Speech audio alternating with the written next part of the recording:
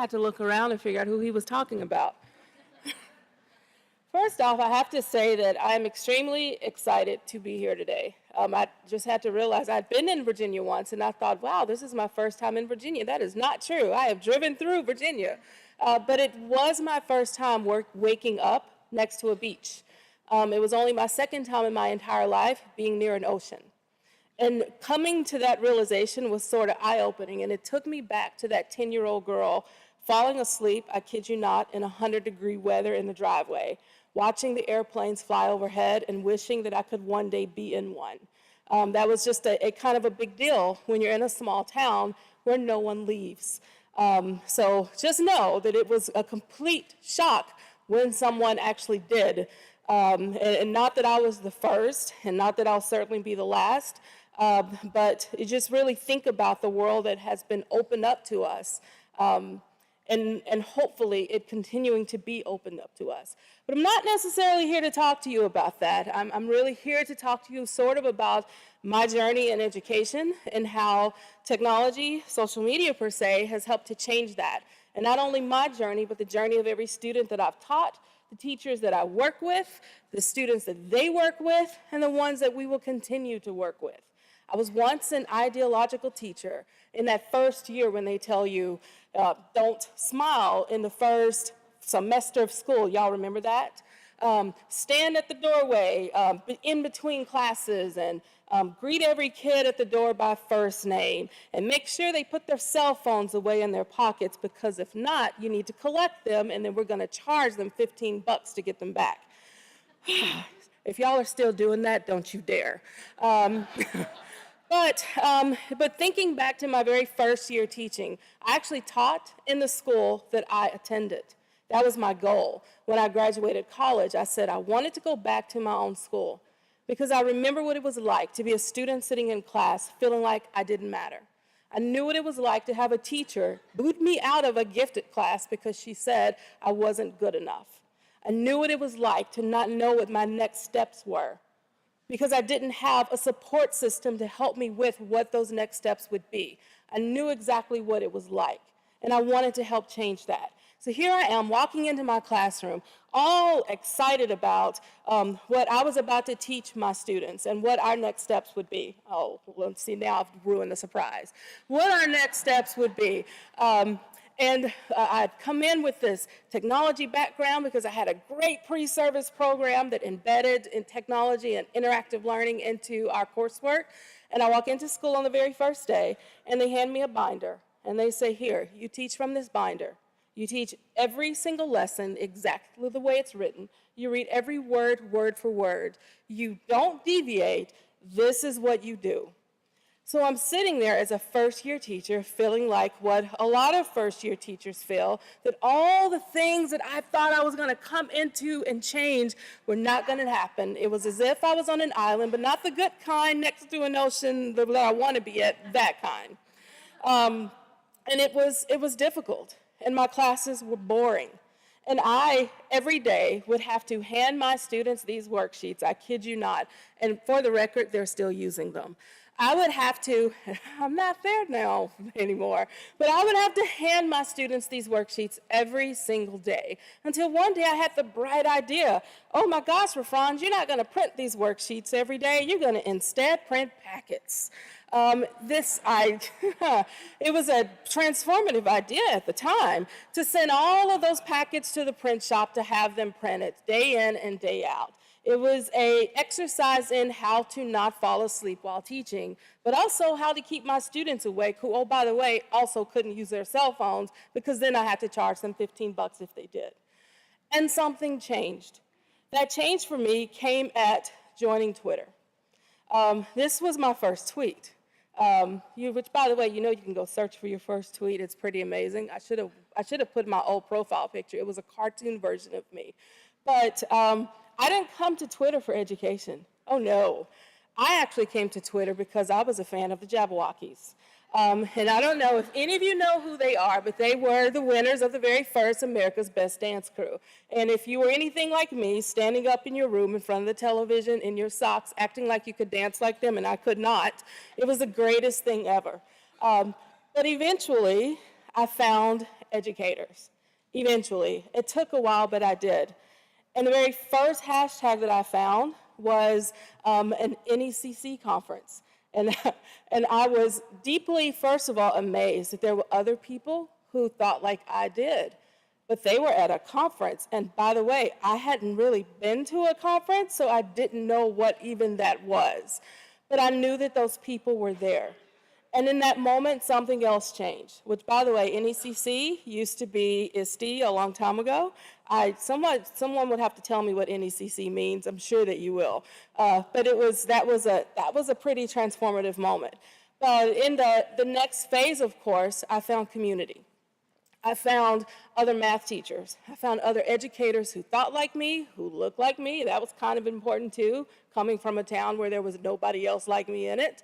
I also found other educators who cared about kids above the technology, but also who cared about the technology itself. And that's when my classroom changed. That's when I started to understand those iPads that my school happened to buy years ago. We could actually use them for something beyond as a secondary computer, that our kids could create with them, that they could make videos, that my students who did not speak English could have a lens to share what they learned in other ways, in other languages, and we could acknowledge and empower that. It was something about connecting that taught me that. And eventually, I eventually I somehow happened to walk into where I am now in Lufkin, Texas. Lufkin is about 90 miles northeast of Houston. We are what's called the Piney Woods. And I kid you not, I only learned a few days ago that my town was actually built or founded in the middle of a forest. So just think about that. In my mind of a forest, I think of Hansel and Gretel and no civilization anyplace else. But Lufkin is considered a large city from where we are compared to every place else. But that lab in the background of that picture was a lab I walked into on day one before I signed my contract. That lab was actually in one of our junior highs. But in all of our other classrooms, we didn't have any personal technology. We still had signs on the door that said no cell phones allowed. They weren't charging money for them, thankfully, but we still had them. We still had, we had a BYOD policy, but the teachers didn't understand what that meant. And so 90% of the time, there was no use of personal technology. And by the way, this was about a year ago. I'm in year 2 right now. But moving forward, after kind of taking a step back from where we were and looking at where our teachers were, it was clearly something was going to have to be different. For me, it was Twitter. So my thought was, what difference could we make if we connected our teachers online? Well, we were facing a really deep problem at the time, and if you go into any community where people are accustomed to the customs, then your biggest barrier is that whole statement of we've always done it this way. Well, why would we change this? Well, we've always done it this way. Well, why would we not do the reading program every day at 2 o'clock or every day at 10 o'clock on the computer and print the results? We've always done it this way. That is the one thing you have to change before you can move forward. And I have no doubt that everyone in this room is doing that. But at the same time, there's so many who aren't, because you don't even realize when you're stuck in a cycle that you need to break the cycle. In Lufkin, the connecting part was big. And I'm not going to stand here and say that I helped all of our teachers get connected. They were online. They were online talking to each other. They were online talking to each other within their own schools. They were even sharing out the work that they do, but they weren't talking outside of our city limits. And that's where the difference is made, is when you can step outside of your own point of view and see someone else's. And it wasn't just Twitter. It was acknowledging that there are ideas everywhere. There are ideas on Pinterest. There are ideas on blogs. There are ideas through several of the platforms that we were paying into but not using. There were ideas. We needed to find out how to access them. So we had to relearn how to tweet. We had to relearn how to access the world, how to access a single hashtag, and how one message can inspire so much more change throughout our system and throughout our schools. We had to relearn how to do that, or learn how to do that for the first time, because it wasn't there. our teachers started sharing a little bit differently, little by little. It wasn't an overnight change, of course, but it was acknowledging that just as much as we had to seek out, maybe others were looking in. So this is kind of an issue where we are learning, but also sharing in a bit of a cycle at the same time. But getting on Twitter isn't enough. People need to have a reason. If I tell you, go sign up on Facebook, you're gonna find all the things that are gonna change your life. You're gonna look at me like I'm crazy. So instead, we had to tap into what mattered. And where could we gain the greatest change for our teachers and for our students? For us, it started with, I love this clicker. For us, it started with a single hashtag, the Global Read Aloud. And I don't know how many of you have accessed the Global Read Aloud. It was created by a teacher. Her name is Pernell Rip. She's from Wisconsin. But she, had the bright idea that, you know what? We can connect classrooms through books, through reading. We can connect kids and teachers who hadn't really, thought outside of where they were, but with other schools around the same idea who were reading as they did.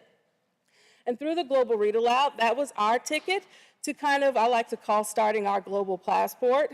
I'm not a fan of phrasing, but that was the perfect phrase to use, especially when none of our teachers were connecting. It was our first time last year that our teachers had ever done a Google Hangout with another school or a Skype with another country. It was the very first time that our students were looking outside of Lufkin, Texas. The first time they thought outside of the forest or outside of what they were accustomed to. And dropping that one seed of thought helped to unleash so much more.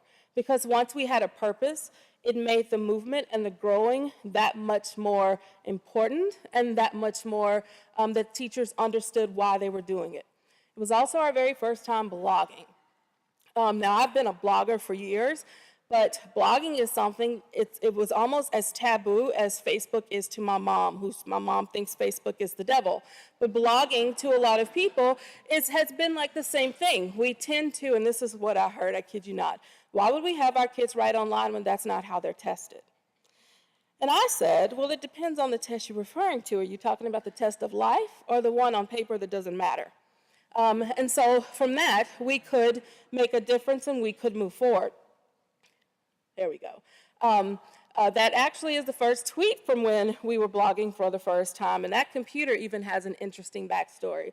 That computer, by the way, had been in a closet for 10 years. It was won through a grant in my school district, and because we had no additional technology or, by the way, money to buy any, our teachers, once they figured out we need to get our kids at least online doing something, our teachers took it upon themselves to take the computers out of a closet, dust them off, reload Chrome operating system so that our students could collaborate and could communicate with the world. That was a big deal to have that happen in the Piney Woods where nobody was connected. But it also forced the rest of us to rethink our strategy. It made us open our own doors and closets. It made us look at what other opportunities might we be hindering from our students, but what tools do we have at our disposal that we may not be using? We had to really think about how we would use the old technology in new ways and what type of funding that we could make available so that we could progress and move forward.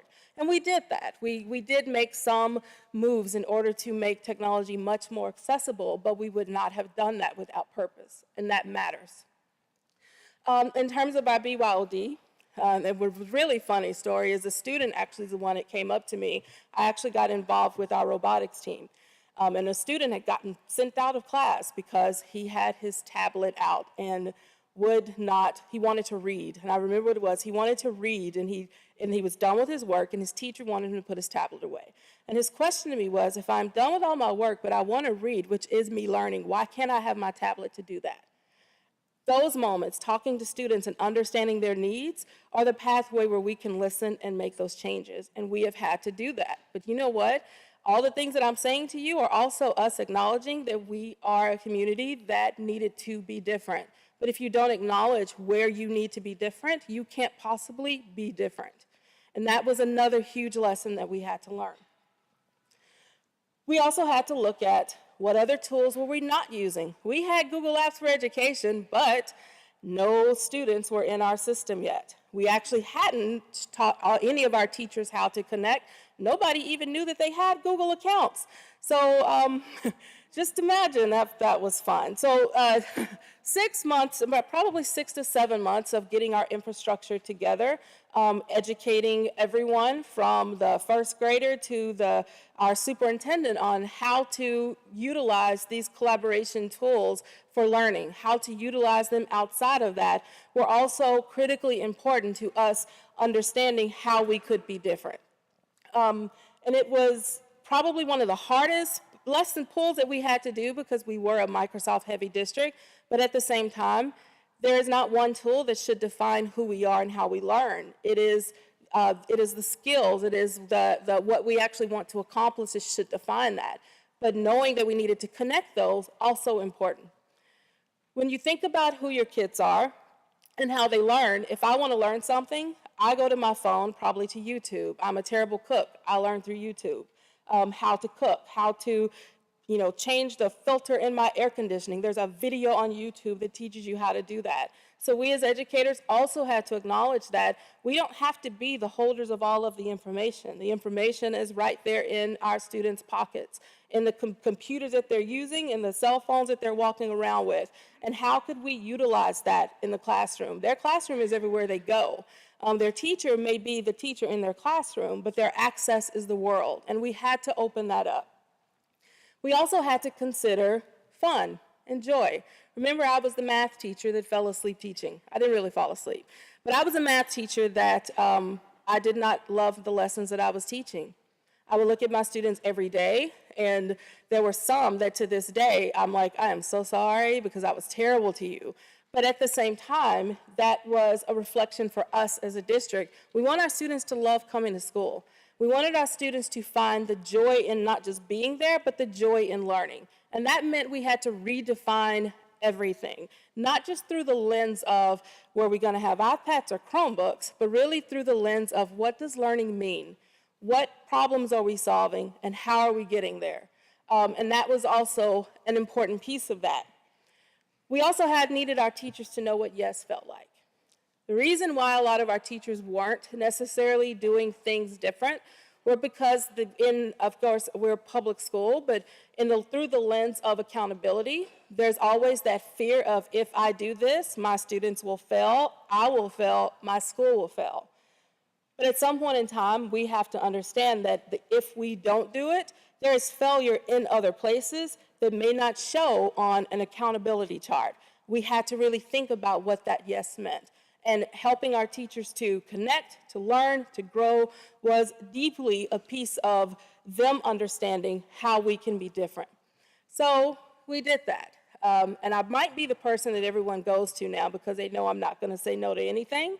But at the same time, every district needs that person. Every district needs that someone and grow that someone that will continue to say yes.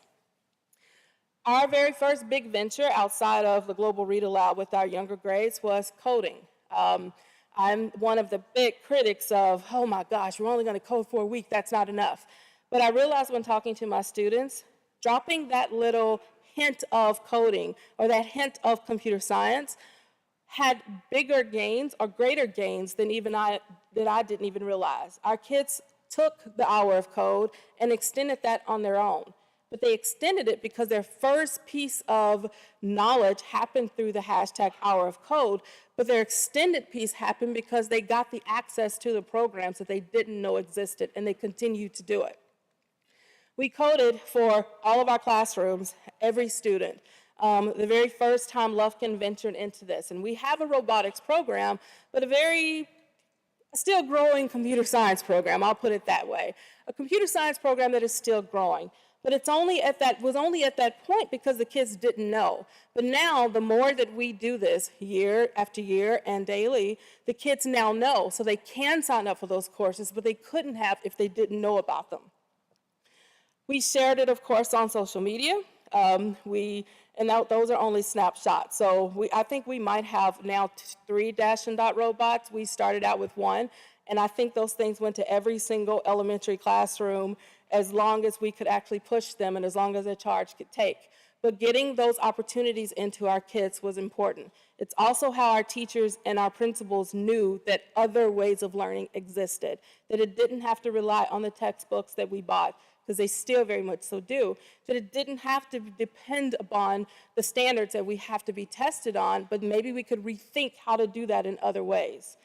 We also challenged ourselves to dig deeper into it. I went to a Raspberry Pi Academy and got excessively crazy about bringing Python and the $35 computer back to our school. And what can we do through the lens of all of our other curriculum choices to empower that learning with our kids?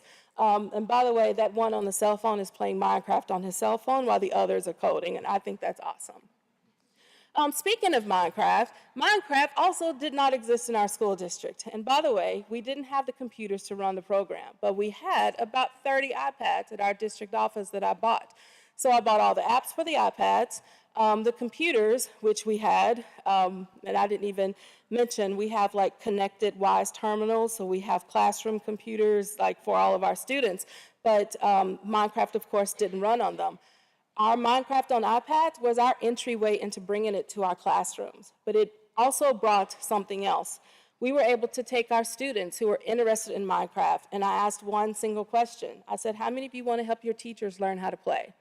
And I haven't found a kid that didn't want to. So to this day, we get to bring our students in to help our teachers learn how to play. But not just play through, we're going to learn how to do this through science or social studies. We ask them to do one thing. We ask them to build a house. And then we talk about, what do you think you learned from building that one house and surviving the first night? And that's how we bring it into the curriculum. But it starts with play first with our teachers, led by our students. We have Minecraft clubs. Our students come to school, and this was their choice. No one told them to choose 7:30 a.m. It was their choice to do that. Students getting together and saying, I want to do this as an extracurricular, also in class, but this was also a way to start. Our students chose the time. They get there before the principal. They get there before the buses. They're there front and center, ready to go. And this is how we get our day started with our students. It has changed the dynamic of how the students interact with each other, how the students interact through the hallway, how the students interact with what they learn, and also the conversations with our students and teachers. Because we're all talking about not just, did you do page 37, but collaborating on a project. There's a project led by the students' desire to do it. And that, again, was a push from this idea of what can I learn from what others are doing and how can we be better for what our community needed. It was a big shift, again, from, I keep saying big, and that's kind of funny to me. It was a big shift from where we were, where this type of learning, this type of engagement was non-existent, to now it's a part of the culture. Even in our assignments, this is an example of an assignment from an 8th grade dual language course where the kids actually use VR goggles to travel to different countries to experience their architecture. And in the past, they wrote a paper about it. But this time, the teacher shifted and said, all right, you don't have to just do a paper. You can do any type of presentation that you wanted. And the student chose to build his Coliseum on Minecraft and share it to his teacher. It was probably the greatest email that I've ever gotten, but it also helped that teacher shift. She wanted to know more. So the Minecraft EDU hashtag was her ticket to learning more about how I can utilize this tool in my classroom, because obviously my students are using it. As we thought about making in our school district, there was something about Lufkin, aside from the technology, that really stuck out to me. And it was the way that the community interacted with our students. Our students are in touch with our community. As small as our town is, we have a local zoo, so they get to go there and present their work at times. They also get to bring like our farming community into our school and sort of our maker community into our school as well. So as we got to talk about what Maker Ed meant to our school district, the conversation was already in gear for that. the conversation was already especially in gear because we also teach engineering courses. So it was also thinking, not engineering courses, but we had engineering in our science curriculum. So how can we tap into what we are already doing and spread that movement even further? And so we did. We were doing not just all of a sudden teaching first graders beginning circuitry, second graders like a next level circuitry, but also bringing in robotics and design to our younger classes. In maker spaces, we don't have library spaces with maker spaces. We don't even have a community maker space. But what we did have was teachers rethinking time. How can I arrange time in our learning to make sure that our students are designing and building? How can I arrange time in what I thought was important to rethink what's important so that our students can be creative?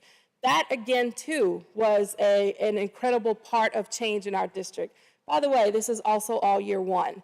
And that was, this drive has also continued to help push us further. We bought Makey Makeys. And I don't know if any of you have used Makey Makeys, but I actually bought them during Hour of Code and gave one to a teacher. And I said, go figure it out. I'm not going to tell you anything. So she came back. This was around March. And remember, she had it since December. And she decided to find a lesson on the Makey Makey website where the kids built an operation game and coded it with Scratch. And so I said, all right, what made you come to this point? She goes, Rafranz, I wish I would have done this the first time you gave it to me. I actually wish I would have done this during the first week of school because I feel like my kids applied everything we had learned but in ways that we had not challenged them to do so, and we would not have done this otherwise. The kids already came in with background knowledge on Scratch. Scratch is an online programming tool that kids can learn to code. They were already sharing online, and we didn't even know it. So those kids got to be experts to help their other students on what they were building and what they were doing. And we were able to showcase this throughout the district so that others could learn from it. So now this project has extended. It's not just happening in one math classroom. It gets to happen in a ton of classrooms. But we would not have done it without that initial push. That also made us to really think about, from her standpoint, on why she needed to rethink learning in this way or why she needed to bring these opportunities for her kids. She noticed that they were happier, that joy slide that I showed earlier, that it was the laughter and the giggles on top of the collaboration and explanations that were happening while the kids were learning was something that they had not experienced in any way, shape, or form. The kids aren't sitting around a worksheet that they're collaborating on, smiling and giggling, unless it has jokes, because we all did the ones with jokes and we laughed at those. But the kids were excited and helpful of each other, of applying what they've learned in these new ways that we really, again, had to rethink. How are we going to change our classrooms and do this moving forward? We also had to rethink, where does play fit in? Until last year, play existed in our GT classes. But if we really wanted all of our classrooms to change and learning to be thought of differently, play needed to exist in every class. I imagine that in those every classes are plenty of students who were like me, who their teachers said were not smart enough to be in a gifted class, or who felt like they didn't have a voice in any other class, to deny them the ability to apply and to interact and to build and to invent is denying them who they could possibly be. And it is our role as teachers to make sure that we don't do that. We also learned that we needed to have a little bit more risk-taking, and that also meant for me. After talking to a parent of a student, learned that from his middle school coding club that he was actually in his bedroom developing games. He had just had a few lessons, but he and his friends would get together and they weren't just playing video games, they were using like a 3D publishing tool and they were making video games. So as time progressed, my superintendent turned to me and said, all right, I need you to plan a summer exploratory for our students. And I don't care what you do, just use some technology and do it. And it was easy. I could have just grabbed our iPads, let's do some digital storytelling over the summer. But something said, you know what, Rafranz, do something different. So I decided to plan a hackathon. And not just a hackathon, we ended up doing 2 days with our first graders of of engineering and making and a week of programming with middle school, but a hackathon with our our high school students and our junior high students collaborating together. I had never done a hackathon in my entire life, and to this day, I probably could not tell you how to get started. I could. But it was, if I was not willing to take that risk and do it, how can I dare preach to someone else that you need to take risks and you need to be different in your classroom? So we launched Camp Innovate. Now, Lufkin in the Piney Woods, the kids who could were able to afford to go away from Lufkin to Houston, which is 90 miles away, pay $500 to $1,000 for a camp, and they would get the same activities.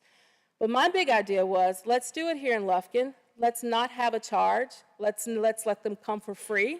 And let's also provide every single kid with a Raspberry Pi that walks through the door. And through a very generous donation from a tech company that I happened to visit, one of their engineers said to me, how many kids are you trying to reach? And I said, well, if I can just do 30. He says, no. How many kids are you planning to reach? I said 150. He says, done. We'll send you 150.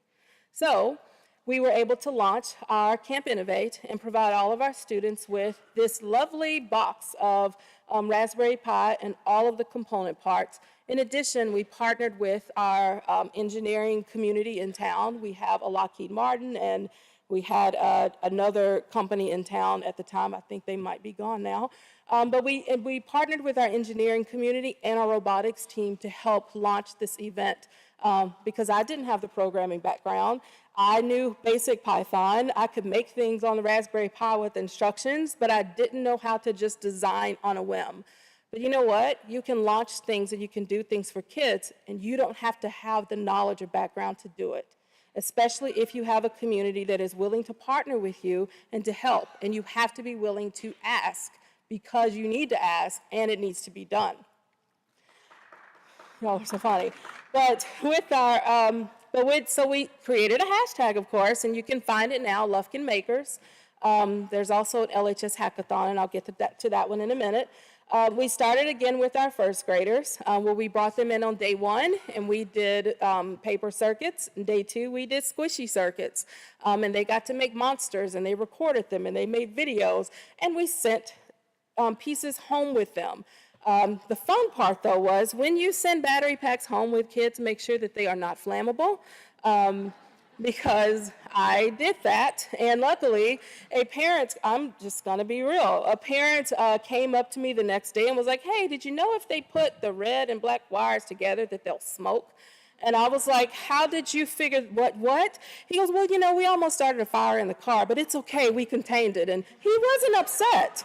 He was not upset at all.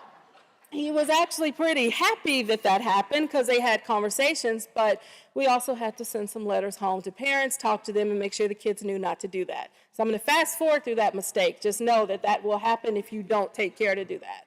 But something else happened unintentionally. We happened to do, for our teacher, professional learning, we were doing play dates that we learned from, I think Jenny McGarrett was doing play dates in Chicago. So we started doing play dates where we brought out technology and tools of making and said for teachers all summer, if you just want to come in and play and explore. And on this particular day was the day that we were also doing camp. And so the teachers decided, well, can we go watch this? And I said, yeah, but you're not just going to watch, you're going to sit down and make things too. So this was our very first collaboration of teachers and students making together. Not teachers teaching the kids. We still facilitated all the sessions, but our teachers and students were in that environment where they were all inventing and making.